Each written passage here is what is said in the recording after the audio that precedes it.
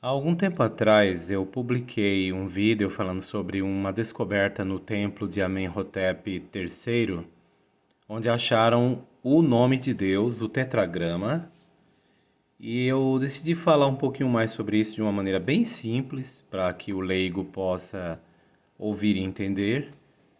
Porque esse templo, aparece aqui a imagem que você vê lá no Sudão, um templo do faraó Amenhotep III.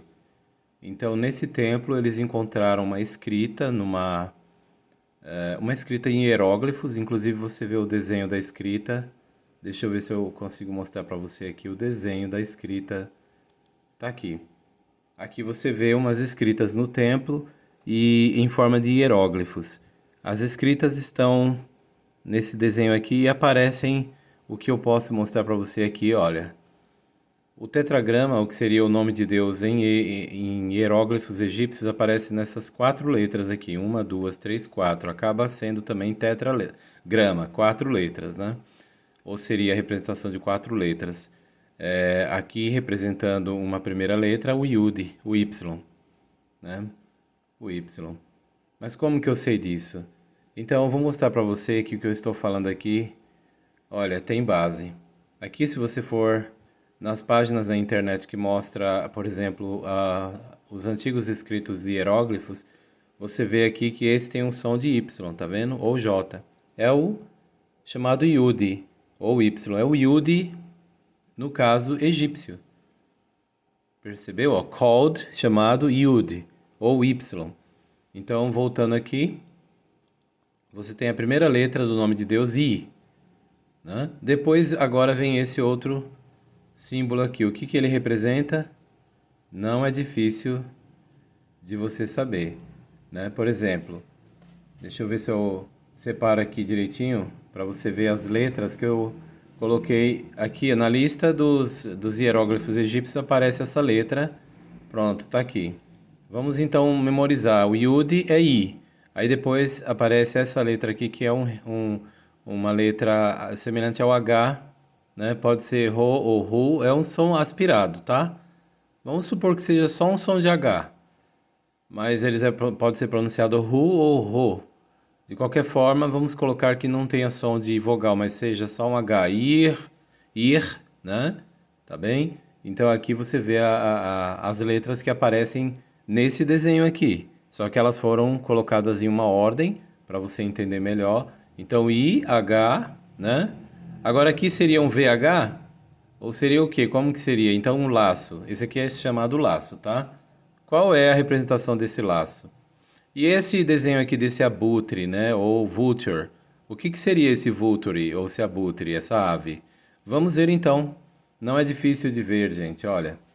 Por exemplo, se você for num dicionário de hieróglifos egípcios, esse dicionário de hieróglifo egípcio que eu tenho aqui, ele foi feito em Londres, tá bem? De John Murray e Albemarle Street, 1920.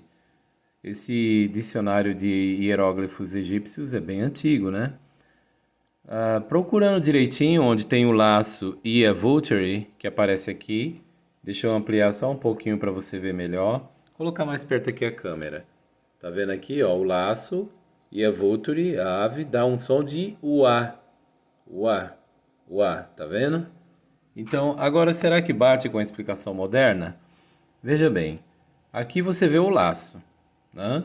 Ó, o nome é laço, ok? Ele tem o símbolo como se fosse um W e um trezinho, tá vendo? Vamos ampliar esse W e o trezinho. O que que seria isso? Ó, esse símbolo é uma representação fonética. Qual que ele representa? Ó, o A, tá aqui. W-A, o A. O som de o A, tá bem? Então, nessa lista que eu mostrei, no caso, a ave tem um som de quê? É o Aleph egípcio. É o Egyptian Aleph. E qual é a representação do Aleph egípcio? Vamos ver? O Aleph egípcio está aqui, olha. Egyptian Vulture. Som de A. É até glotal. A, A. Então, som de A. Portanto, não fica difícil de ver que o nome de Deus tem um A no final. Vamos voltar à imagem?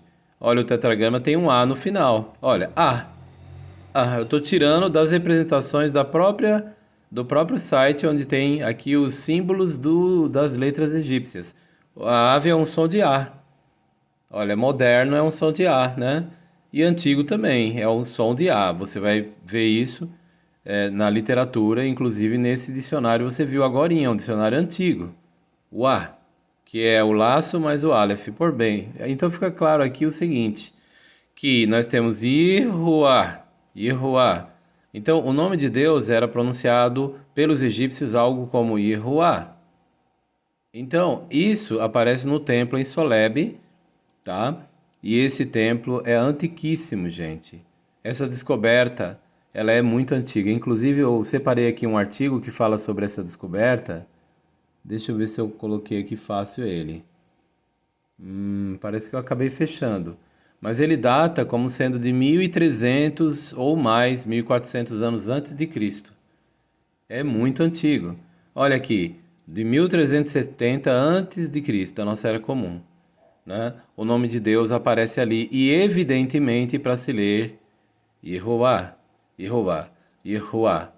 Pois bem, isso me lembra, sabe o quê? Quando eu leio, porque eu leciono o hebraico, né? Em 1 Reis capítulo 3, nós lemos assim, olha, versículo 5. Begiveon, em Gibeão, Nereah Yehová el Shelomo, apareceu Jeová a Salomão. Aqui fala Yehová, Yehová. Aqui em hebraico nós temos as três vogais E, O e A. Ela não, nem sempre aparece, porque no manuscrito, isso aqui é uma cópia do manuscrito do texto da VHS, a Bíblia Hebraica Stuttgartense, eles, normalmente, os maçoretas que colocaram essas vocalizações, eles tiram o O, fica só E e A, fica Yervá, Yervá. Aqui ficou Yehová, tem o Roland, né? O Shevá, Roland e o Kamatz. Então aqui se lê Yehová. Begiveon, em Gibeão, Nireah, Yehová, El Shelomo, apareceu Jeová a Salomão, Bahalom, num sonho, Halaila, à noite, Vaiomer Elohim, e Deus disse, Sheal, peça, Maheten lach, o que te darei, que devo dar a você? Muito interessante esse relato. Então o Deus de Salomão era Jeová. Inclusive quando a gente vai lendo o relato aqui, é incrível. Salomão fala, Veatá Jeová Elohai, e agora Jeová, meu Deus. Ele não falava, ó Senhor, meu Deus, igual os evangélicos falam hoje, os padres, não existe nada disso. Salomão falava, ó Jeová Elohai, ó Jeová, meu Deus. Em português é Jeová. Não tem problema falar Jeová com J, porque Jeová é em português, né? Não é em hebraico. Tem uns aí falando, não, não pode falar Jeová, porque em hebraico não tem J. Mas Jeová é em português, meu filho. Eu tô falando isso quase sempre nos meus vídeos para alertar as pessoas contra essa modinha criada por Satanás que diz que não pode falar o nome de Deus na forma de Jeová. Só para o povo parar de falar o nome de Deus, ficar confuso. E aí, como fica a oração de Jesus quando disse assim, nos ensinando a orar? Tendes de orar do seguinte modo: Nosso Pai no céu, santificado seja o teu nome. Que nome é que devemos santificar? A Bíblia responde. Ezequiel 38, 23, ela fala que o próprio Deus disse, eu hei de santificar-me, e as nações terão de saber que eu sou Jeová.